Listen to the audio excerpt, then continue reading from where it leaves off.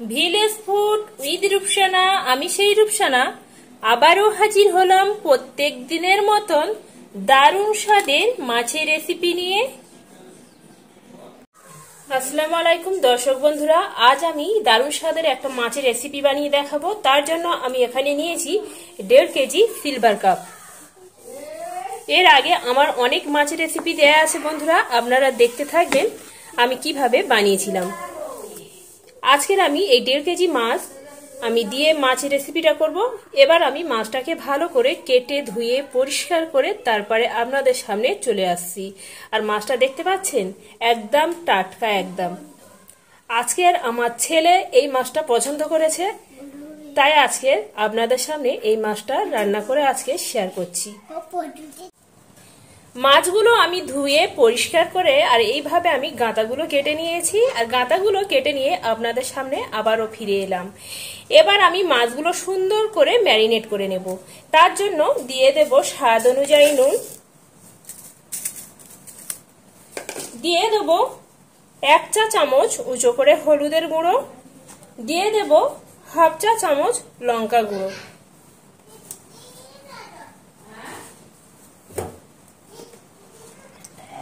সবশেষে অ্যাড করব আমি এখানে সরিষার তেল।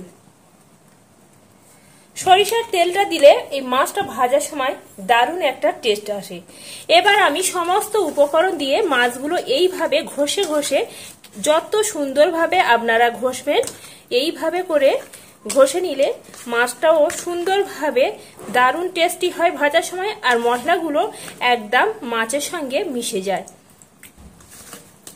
এইভাবে একটু কষলে কষলে মাখাতে হবে, যাতে করে নুন, হলুদ আর লঙ্কা তেল সমস্ত মাছের গাঁতার মধ্যে এইভাবে মিশে যেতে পারে। আর মাছগুলো দেখতে পাচ্ছেন, মাছগুলো ম্যারিনেট করার পরে কত সুন্দর লোভনীয় দেখাচ্ছে তেলটা দেওয়ার সময়। এইভাবে হলেও আমার মতন করে একবার তেল দিয়ে মাছটা বাড়িতে ভেজে দেখবেন। খেয়ে আপনাদের কেমন লাগলো কমেন্ট করতে কিন্তু বন্ধুরা একদম ভুলবেন না। মাছগুলো আমার এখানে ম্যারিনেট করা হয়ে গেছে। এবার আমি আগে থেকে একটা কড়া বসিয়ে দিয়েছি আর কড়াটা আমার এখানে গরম হয়ে গেছে। কড়ার মধ্যে দিয়ে দেব পরিমাণ মতন সরিষার তেল। মাছটা কিন্তু সরিষার তেলটা দিয়ে ভাজলে মাছের টেস্টটা খুবই সুন্দর হয়, তবে চেষ্টা করবেন সরিষার তেল দিয়ে ভাজার জন্য। তেলটা আমার এখানে গরম হতে থাক। তেলটা আমার এখানে গরম হয়ে গেছে, তবে তেলটা একদম হাই হিট করে নেবে, তারপরে একটু তেলটা ঠান্ডা করে নেবে। এতে করে মাছগুলো ভাজার সময় তলাতে একদম ধরবে না। আমি এখানে একদম টিপস এন্ড টিপস সহকারে আজকের মাছ ভাজার রেসিপিটা আমি দেখাচ্ছি। আর আগে থেকে যে ম্যারিনেট করে মাছগুলো রেখেছিলাম, এবার আমি একটা মাছগুলো নিয়ে এবার তেলের মধ্যে দিয়ে সুন্দর করে ভেজে নেব। এইভাবে করে আমি গাঁটাগুলো তেলের মধ্যে দিয়ে দিচ্ছি। এখানে আমার যেহেতু খুবই বড় বড় গাঁটা, আমি এখানে 3টে দিয়েছি। আমি অল্প অল্প করে দেবো আর মাছগুলো ভেজে নেব। মাছগুলো আমার এখানে 1 পিস করে ভাজা হয়ে গেছে। এবার আমি অপর পিসটা এইভাবে উল্টে দিচ্ছি। আর ছোট্ট একটা টিপ দিয়েছিলাম বন্ধুরা, যে তেলটা খুব সুন্দর করে গরম করে নিলে মাছটা তলা থেকে ধরবে না। দেখতে পাচ্ছেন বন্ধুরা কত অনায়াসে মাছটা আমি এইভাবে করে উল্টে দিচ্ছি। আশা করি যারা নতুন রাঁধুনি তাদের জন্য এই ছোট্ট ছোট্ট টিপসগুলো খুবই কাজে লাগবে। এইভাবে আমি উল্টে পাল্টে সুন্দর করে মাছগুলো লাল লাল করে ভেজে নেব। মাছগুলো আমি এখানে সুন্দর করে লাল লাল করে একদম 2 পিসটা সুন্দর করে ভেজে নিয়েছি। মাছগুলো আমার এখানে ভাজা হয়ে গেছে। এবার আমি মাছগুলো তেল থেকে ঝরিয়ে মাছগুলো তুলে নিচ্ছি। আর মাছগুলো ঠিক আমি এইভাবে করে ভেজেছি। এই মাছ ভাজা দিয়ে কিন্তু গরম গরম ভাতও খেতে খুবই সুন্দর হয় বন্ধুরা।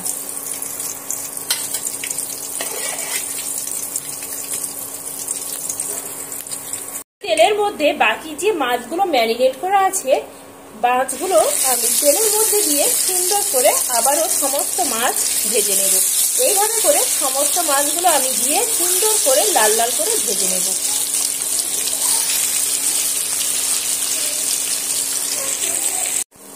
বাকি মাছগুলো আমি তেলের মধ্যে দিয়ে সুন্দর করে লাল লাল করে ভেজে নিয়েছি।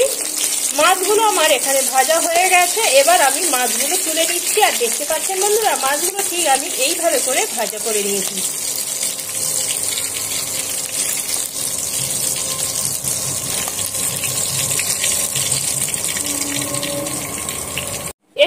সমস্ত মাছগুলো ভেজে নিয়েছি আর দেখতে পাচ্ছেন বন্ধুরা মাছগুলো ঠিক আমি এইভাবে করে ভেজে নিয়েছি।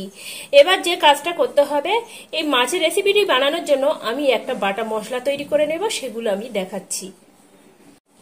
এখানে আমি একটা মিক্সিং জার নিয়েছি, মিক্সিং জারের মধ্যে দিয়ে দেব 1 বাটি পেঁয়াজ কুচনো, আর দিয়ে দেব এখানে 1 বাটি টমেটো কুচি, আর দিয়ে দেব এখানে আদা রসুন আর কাঁচা লঙ্কা। এখানে আমি 3টে কাঁচা লঙ্কা নিয়েছি আর 15 থেকে 20টা আমি রসুনের কোয়া নিয়েছি, যেহেতু আমার রসুনের কোয়াগুলো খুবই ছোট।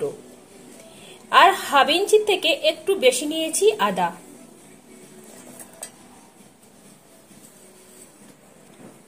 আর দিয়ে দেব এখানে 2টো শুকনো লঙ্কা। ঝালটা আপনাদের স্বাদ অনুযায়ী দেবেন, যে যেমন ঝাল খেতে পছন্দ করেন ঠিক সেইভাবে ঝালটা দেবেন। এবার আমি এগুলো সুন্দর করে একদম মিহি করে পেস্ট করে নেব।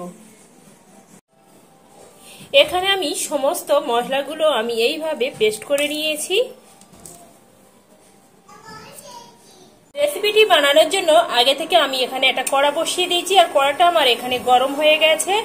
এবার আমি কড়ার মধ্যে দিয়ে দেব পরিমাণ মতন সরিষার তেল। তেলটা আমার এখানে গরম হতে থাক। তেলটা আমার এখানে গরম হয়ে গেছে। এবার আমি তেলের মধ্যে যোগ করে দেব এখানে একটা মিডিয়াম সাইজের পেঁয়াজ কুচনো নিয়েছি, সেটা আমি দিয়ে দিলাম। আজকের আমি 2 ধরনের পেঁয়াজ আমি এখানে ব্যবহার করব। পেঁয়াজটা একটু নেড়ে চেড়ে এইভাবে একটু লাল করে দেব। পেঁয়াজটা আমি এখানে একটু নেড়ে চেড়ে লাল করে নিয়েছি। এবার এর সঙ্গে যোগ করে দেব 1 চা চামচ আস্ত কাঁচা জিরা। কাঁচা জিরাটা দিলে সুন্দর একটা ফ্লেভার আসে। কাঁচা জিরাটা আমি পেঁয়াজের সঙ্গে একটু ভেজে নেব। কাঁচা জিরে থেকে সুন্দর একটা গন্ধ বের হলে এর সঙ্গে যোগ করে দেব যে আগে থেকে যে মশলাগুলো আমি বেটে রেখেছিলাম, সে মশলাগুলো আমি এই পেঁয়াজের মধ্যে দিয়ে দেব।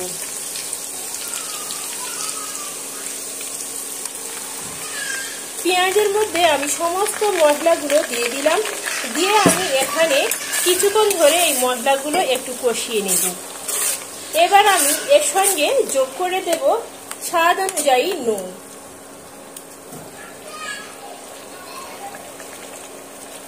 একে একে সমস্ত মশলাগুলো আমি এর সঙ্গে যোগ করে দিচ্ছি। এখানে 1/2 চা চামচ জিরা আর মরিচের গুঁড়া, আর দিয়ে দিচ্ছি 1/2 চা চামচ ধনিয়ার গুঁড়া,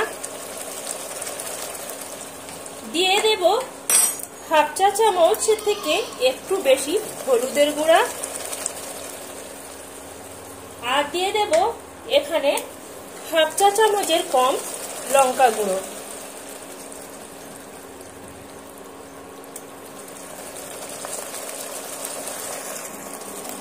আর দিয়ে দেব এখানে 1/2 চামচ লাল কাশ্মীরি লঙ্কার গুঁড়ো। দিয়ে আমি সুন্দর করে কষিয়ে নেব।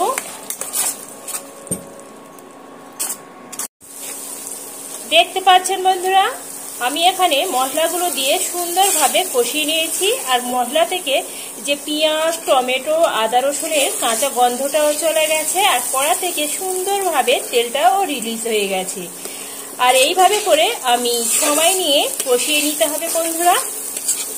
এখানে আমার কষানো হয়ে গেছে।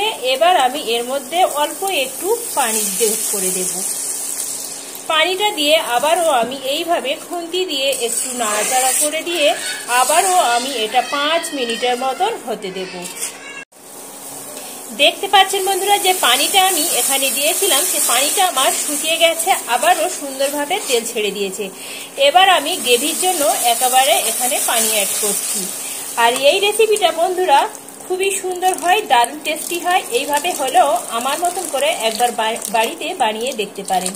আর বন্ধুরা এইভাবে করে হলেও আমার মতন করে একবার এই মাছের রেসিপিটা বানিয়ে দেখতে পারেন।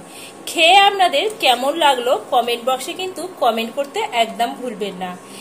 এখানে আমি গ্রেভির জন্য পানিটা অ্যাড করে দিয়েছি। আপনারা যদি এর থেকে বেশি ঝোল খেতে চান আরও একটু পানি দেবেন। এবার আমি এটা ঢাকা দিয়ে ঢেকে আমি এটা 10 মিনিট ধরে কুক করতে দিচ্ছি। এখানে আমি ঢাকাটা আবার তুলে নিচ্ছি। আগে থেকে যে মাছগুলো ভাজা আছে সে মাছগুলো আমি এই গ্রেভির মধ্যে দিয়ে দেব। আর গ্রেভিটা আমার এখানে সুন্দরভাবে ফুটে উঠেছে। এখানে আমি একে একে সব মাছের গাঁতাগুলো এই গ্রেভির মধ্যে দিয়ে দিলাম।